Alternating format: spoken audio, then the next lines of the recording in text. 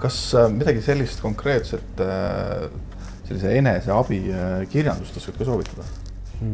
Ma väga soovitaksin hetkel kahte raamatut. Ma arvan, ma soovitaksin Eckart Tolle raamatut Uus maailm. Eelkõige, et üldse selle autori kirjandusega tutvuda, kas see nagu autor sobib. Ja siis minna Eckart Tolle pealt ingliskeelsete audioplaatide peale, mida siis nagu osta endale, et jälle kuulata autos. Et ma olen avastanud, et ma kuulan autos täna kahte asja. Ma kuulan kas klassikalist muusikat, mis uuringutena järgi aitab su jällegi sinu aju laineid rahustada, et sa saaks olla rohkem selles nii-öelda hetkes, mida ongi ju vaja selleks, et sul tuleks need uued ideed, mida on vaja selleks, et äris edasi liikuda.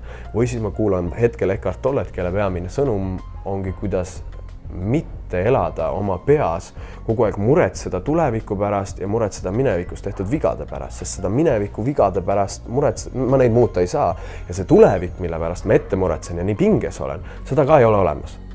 Ja ainus viis, mis selle nagu negatiivse tulemiku saab reaalseks teha, ongi see, et ma sellest kogu aeg mõtlen, sest siis ma ei suuda olevikus teha häid otsuseid. Ja tolle on õudselt head vihjed sellest sellel autoril, kuidas just olla rohkem hetkes. Huvitav on ka see, et olles töö tõttu suhelnud paljude Eesti tippjuhtidega, kes on siiski ka töövõtjad, aga kellel on nagu tänu organisatsioonidel võimalik liikuda maailma sükestel väga kallistel koolitustel, kus on siis ikkagi maailma parimik neid õpetamas, siis nendega rääkides siis tundub, et hetkel maailmas sõnum tippjuhtide koolitustel, kuhu enamik eestlased kahjuks ei leia seda võimalust, et sinna minna, on kuidas olla hetkes, sest siin on vaja teha otsuseid ja selleks ongi vaja õppida mitte olema kuskil mujal, vaid õppida usaldama seda, et kõik vastused tulevad ise ja vastus võib olla juba järgmises vestluses poemüüjaga. Ma ei tea, ta ütleb sulle mingi lause ja sealt tekib sul seos ja siis mõtled välja terve teenindusstrateegia, ma ei tea, oma ettevõtte jaoks, sest see poemüüja tegi midagi jube õigesti ja sul jäi see silma. Aga samas saad ise seal kontori laua taga proovid välja mõelda, kuidas me oma klienditeenindust parandame, nagu oletame, see on probleem ja ei suudagi midagi, mõtledki mingi keskpärase asja välja. Aga just see avatus, et okei, praegu vastust ei ole, aga kindel teadmine, et kogu aeg tuleb. Ja teine raamat, mida ma väga soovitan väikeettevõtjatele, kes väikeettevõtja all ma ei pea silmas mingisugust seda hulka miljonit raha võivad potentsiaalist teenida, vaid pigem, kes ongi süke kas ühe inimese meeskond või mingi 5 või niisugune väike seltskond, on vene kirjanik Vadim Zeland, kes on 1/4 eestlane ja Zelandil on süke raamat nagu Transurfing ja sellel on 5 raamatut, hakkab pihta sükst raamatust nagu esimene aste. Ja miks ma seda julgen soovitada, sest ma olen soovitanud seda mitmele Eesti ettevõtjale, kes masu ajal, kes olid enne mitmekordsed kroonimiljonärid, paarkümmend miljonit või rohkem, kes kaotasid oma raha ja kes nüüd on siis nagu uuesti ehitamas oma nagu edu. Ja see ju, mille pealt nad nagu uut edu ehitavad, on need vana kooli õppetunnid, mille nad said siin 90-ndatel või siis milleniumi alguses, mis eelkõige oli suur töö. Teen nagu hambad ristis hommikust õhtuni, annan tuld ja ei peatu. Ja see Transurfing on siis raamat, mis tuli minu ellu täitsa juhuslikult, mulle avaldas väga suurt mõju ja ma hakkasin soovitama seda niisugustele ärimeestele. Kinnisvarasektoris või mis iganes ekspordi-impordi sektoris. Ja see tagasiside on see, et on mitu inimest või põllumajandus või nii edasi, tulevad mulle kirjad üle nädala, et Alar, tahan siit tänada selle raamatu eest, sest mitte ükski raamat pole nii palju mõjutanud seda, kuidas ma näen, et asjad on äris hakanud juhtuma lihtsamalt. Ja siin jällegi on kogu selle raamatu sõnum on, kuidas vähem ise punnida kogu see eesmärkide teema ja rohkem lasta asjadel juhtuda. Aga asjad juhtuvad su elus positiivselt, ikkagi eeldus on see, et sa teed oma asja. Et senikaua, kui sa tegutsed võõra inimese eesmärkide nimel või mingite pealiskaudsete asjade nimel, oled sa sunnitud olema takistustega silmitsi, et need mõlemad raamatud on need, mis suunavad oma teele, mis on kokkuvõttes ka selle intervjuu nagu üks sisu.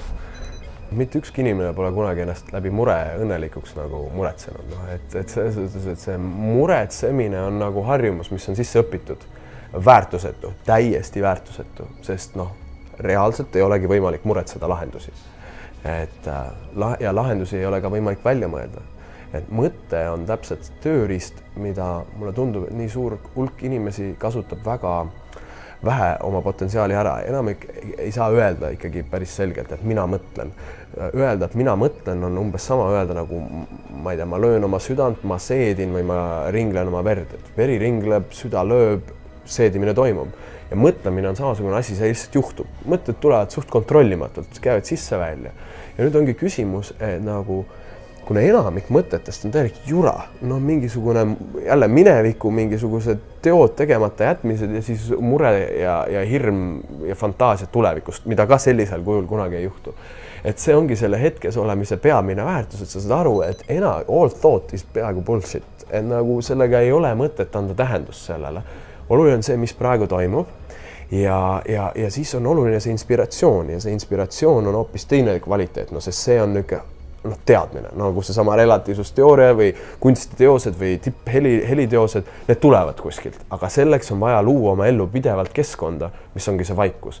Ja vaikus ei teki siis, kui ma teen tööd, mida ma vihkan, siis ma kogu aeg mõtlen, kuradi nõme, kuradi halvasti ja ma olen kogu aeg oma muredes nii kinni, et mul on meel täidetud sõna otses mõttes juraga ja lahendusi ei saa tulla. Et seega ma tunnengi, et täna me, nagu me ennem ütlesin, me ei vaja uusi rohkem äriraamatuid, me vajame just kui piltlikult öeldes eneseabiraamatuid või sükest vaimset kirjandust, et õppida nagu rahunema.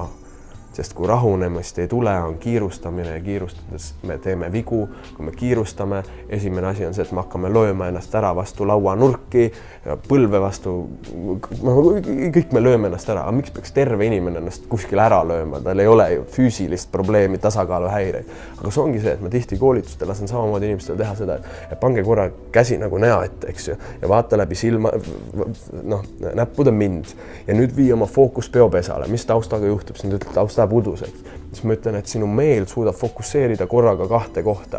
Nii, kui sa mõtled, sa oled kõik on olnud mingis vestluses, kuulanud kedagi, nende mõte läheb mujale ja nad ei kuule enam see, et 10 sekki, 15 sekki läheb. Miks? Sest tundus, et see mõte on oluline, kuigi tegelikult ei ole oluline. Oluline nagu jälgida seda, mis tuleb praegu, mida su töötaja suga praegu räägib, mitte mida sa talle vastad.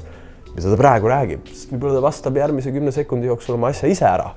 Aga sina juba mõtlesid vastast. Et see, et ma näen, et trend ikkagi maailmas väga suurelt on töö iseendaga ja oma meele vaigistamisega. Sest vaata, äriliselt kuhu see ju välja viib, on klienditeenindus. Me sõltume püsiostudest, me sõltume kliendi soovitustest, sest siis me saame kokku hoida mõtetult suurt kulu nagu nimega reklaam, mis ikkagi läheb nii suures metsikus osas tuulde, sest sellega tahetaks tuua sisse uut klienti, kes saab esindustes, vahet pole, kas on telefoni teel, silmast silma, kaubanduskeskuses või kontorites saab sükse veits nipsaka üleoleva, nagu see Eesti teenindus, mis tihti on. Miks? Sest jällegi tulemus on see, et meie töötajad on hästi selgelt peeglid nende juhtidele. Ei ole võimalik, et on selline stsenaarium, et juht on ülisoe, positiivne ja nagu abivalmis inimene ja tema all töötab sõnad otses mõttes terve hunnik emme. No seda ei ole võimalik, et need töötajad on juhi nägu ja kui juht on ülisõbralik, siis esiteks ta ei vali endale juba selliseid negatiivseid inimesi sinna meeskonda. Aga kui ta on ülisõbralik, siis juhtub see, et vaata, töötajad kogu aeg jälgivad, kuidas juht reageerib probleemidele. Ja kui ta on õppinud olema hetkes ja usaldama, et iga probleem on tegelikult kingitus, siis oletame, et mingi viga juhtub, töötaja teeb mingi justkui pealiskaudse või ta läheb pingesse, sest ta kardab karistust. Aga karistust ei tule. Toimub mõistlik arutelu rahulikult, kõik on hästi, mille pealt see inimese, ta pole kunagi juhtunud. Koolis karistati teda niimoodi, vanemad karistasid teda nii ja nüüd see tüüp ei karistanudki mind, oli rahulik. Tal tekib täitsa uus taju maailmast ja nüüd juhtub kliendiga mingisugune asi, kus ta muidu oleks võib-olla läinud ka pingesse, näidanud täpselt seda, mida ta on õppinud kodust, koolist ja oma juhilt pahameelt. No nii ei käituta, tegite siin vea, hakkaks klienti õpetama.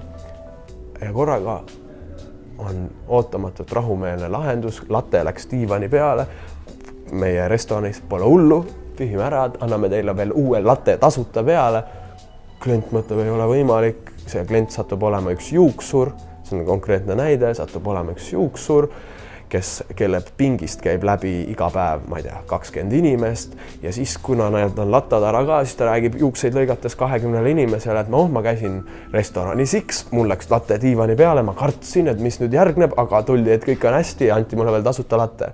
Inimesed mõtlevad, vau, see restoranis X on hea teenindus. Restoran X võidab kaudselt kliente juurde. Miks? Sest teenindajad olid sõbralikud, soojad, aga kelle nägu teenindajad on, juhi käitumise nägu ja juhid peegeldavad ikkagi omanikke. Ja samas mulle meeldib jällegi öelda, aga siin tuleb see isikliku vastutuse roll, et nii paljud nagu jälle on lihtne öelda, aga minu omanik on, ma ei tea, 70-aastane vend, anakooli mees, teda ei muuda miski. Ja siis ma juhina ei saagi nüüd midagi teha või et ma olen nüüd teenindaja, on ju, aga mu juht on ilgelt kuri ja nagu ei sobi selleks tööks. Ma ei saa ka rõõmus ja hea teenindaja olla. Et vahet pole, mis positsioonil saad, vastutus on kogu aeg ise endal, et ma ei saa muuta teisi inimesi ja ma pean endale aru andma, et kuna töö pakkumine, äripartneriks kutsumine, abielu ettepanek sünnib ikkagi ainult minu enda suhtumise tulemusena, siis jällegi olen ma juht, omanik või teenindaja või müügimees, töö oma personali ja koolitusosakonnaga ja suhtumisega käib igalühel ise iga päev kogu aeg. Ehk seesama iga päev software update.